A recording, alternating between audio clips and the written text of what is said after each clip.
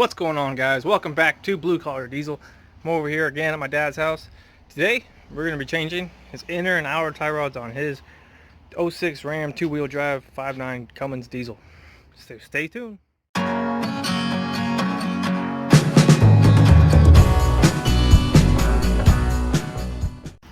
So as you saw in the last video, we changed his rack and pinion bushings to these nice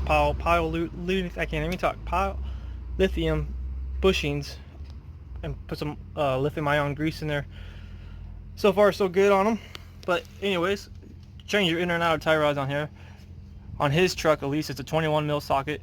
You're gonna need a hammer to smack the knuckle to pop this out, or you can use a fork. I'll show you that in a second to pop this off if you don't care about these bushings. But if you're changing them anyways, doesn't really matter. And then on these, you're gonna put a flathead screwdriver in between right where my finger's at, and you're gonna knock the spring-loaded factory. You can't reuse these. I believe you got brand new ones that look like OEM, but if not, you could just put a regular, black zip tie on it or whatever. But as soon as you get that off, that on the steering knuckle side, there's gonna be a giant, basically a nut on there for your inner tie rod, and all we use is a big giant crescent wrench we got from AutoZone. Fits right on there, and you're just gonna slam it right off.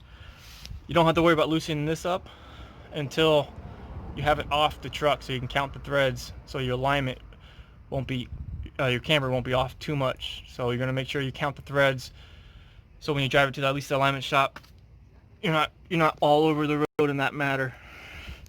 We're gonna do the same on that side. We're also going to do this why it's on the truck. Not a lot of YouTube videos have it while they're on the truck for some odd reason, so just stay tuned. Alright, the tools you're going to need is a 21 mil socket, 1/2 inch drive. This is what I have.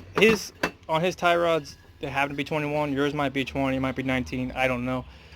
Here's the fork you may or may not need, depending on whatever you want to need. Breaker bar, just in case those tie rods are rusted on there. Flat blade screwdriver, so you can pop that metal zip tie off. Here's what I'm talking about. It's a giant inner wrench. It's 15 inch. And it doesn't tell me what it goes up to. Oh, it does. It goes up to 1.5 inches. And it's going to be fully extended to fit. And you're going to need his takes special lug nuts. So he has this tool to take off his tires. After you jack it up and everything, you need that. And your sledgehammer to knock the knuckle off, to pop off that tie rod. If you don't want to use the fork, or use the sludge to hit the fork, and you'll be in good shape. So once you go ahead and get the tire off, you go ahead and grab your ratchet, and you just unloosen this. Once you have this loosened, you'll be able to put the fork right here and just hammer that up. It's going to relieve the pressure of it. Like I said, if you don't care about your boot, that's the good way to do it. If not, you just smack your knuckle right there.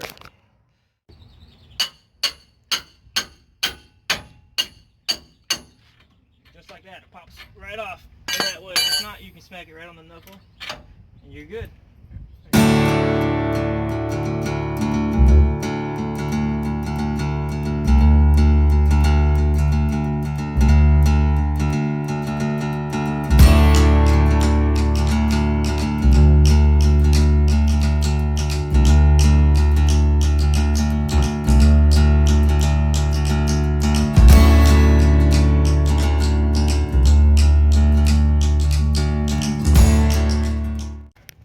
Alright, once you have the boot off and everything, you're gonna take that nut off with this big giant crescent wrench that I mentioned earlier, and you'll be good to go.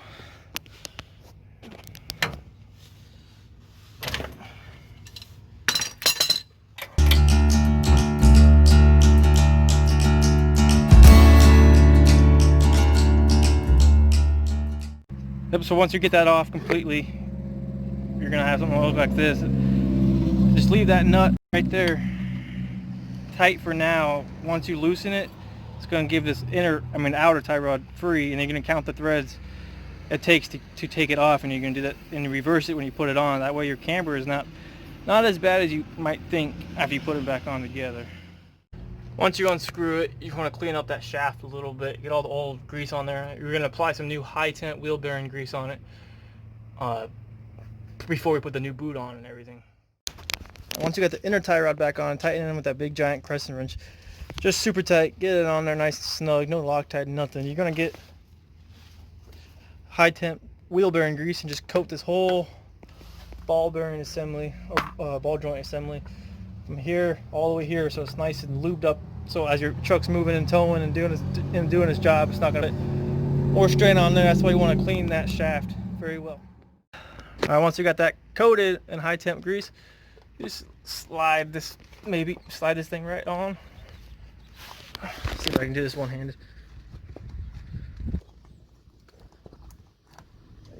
You slide it right on there, and then so his kit comes with the more of a factory looking metal zip tie.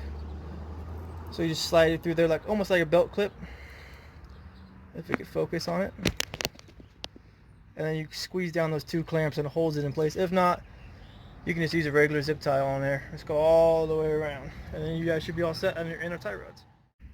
Alright, once you get that on, we did not use this. Where'd it go? This is the factory one. Where the other one? There it is. We did not use this one. It was just did not work. Did not want to hold it tight. What if you get the OEM ones? I'm sure they work a lot better than these ones. But we just use two black zip ties, as you can see. Just make sure they're nice and snug on there, and you should be good. Well, now we're going to show you how to do the outer tie rod portion. Now let's get started. So once you need to pop this loose, unscrew this nut. It's going to go that way towards the clamp. Count how many threads this comes off, and then you're going to screw this one on there, the same amount of threads. So if it's 20, you turn it 20 times, and your camber should not be off as much due to your alignments. So let's go find the right size. And once you get that loose, you're going to count how, hold it, you're going to count how many turns you turn this. So that'll be 1 as the ball joint goes down, 2, and so forth. And then remember that number, and you're going to screw it back on there on your new tie rod. Yeah, once you get your number, you put some anti-seize on there. So if you live in the salt, you know, or anywhere in Matter, this won't be hard to get off for the next owner. And or if you have to do it again, you just put a nice little layer on all the threads. That's a nice little coat, and you screw this on. So our number was 19, so you do it 19 times. So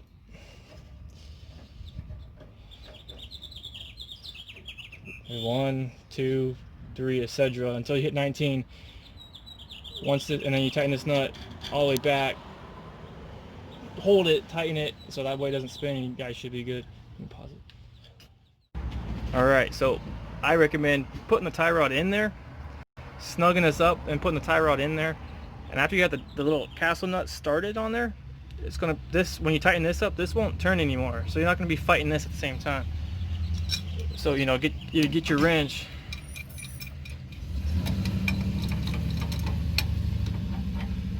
snug it up. As you can see, I mean, it's not going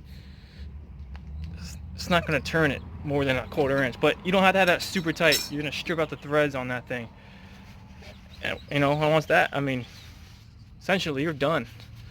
After that, you just got to tighten up your castle nut, put your cotter pin in. You can't forget to put your grease fitting in, and go ahead and grease it. Clean up all those anti-seize. It's on the new parts, the new shiny parts. Throw your tire back on, you know, and go send it somewhere.